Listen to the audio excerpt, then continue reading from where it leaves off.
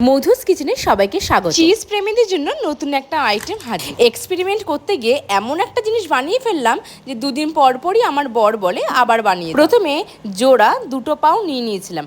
আপনি এখানে সিঙ্গেল পাও ব্যবহার করতে পারেন, কিন্তু আমার মনে হয় জোড়া পাওতে ভালো হবে। এরপরে এর মধ্যে পিৎজা সস দিয়ে দিই। পিৎজা সস না থাকলে আপনি একটু টমেটো সস আর গ্রিন চাটনি ব্যবহার করতে পারেন। এরপর কিছুটা কর্নকে সেদ্ধ করে আমি মিউনিজের সাথে ভালো করে মিশিয়ে নিয়েছিলাম। সেই মিশ্রণটি এর মধ্যে দিয়ে দিয়েছিলাম এবং অন্যদিকে একটা ডিমকে আমি হাফ বয়েল করে এখানে পিস পিস করে কেটে রেখেছিলাম।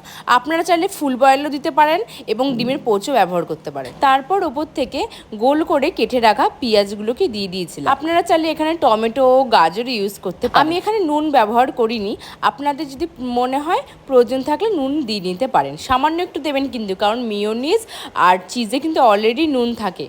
তারপর ওপরটাকে এইভাবে ক্রস ক্রস করে কেটে নিয়েছিলাম। এরপর গ্রেট করে রাখা চিজগুলোকে আমি ওই ক্রসের মাঝখানে মাঝখানে ভালো করে দিয়ে দেব। আমি এখানে আমুলে কিউব চিজ ব্যবহার করেছি।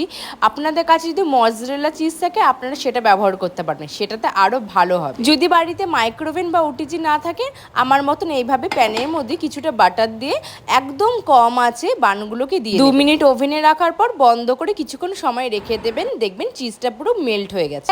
আর দেরি কি, এবার বাড়িতে বানিয়ে ফেলুন এগ চিজ পাও। আবার দেখা হবে নেক্সট কোনো ভিডিও।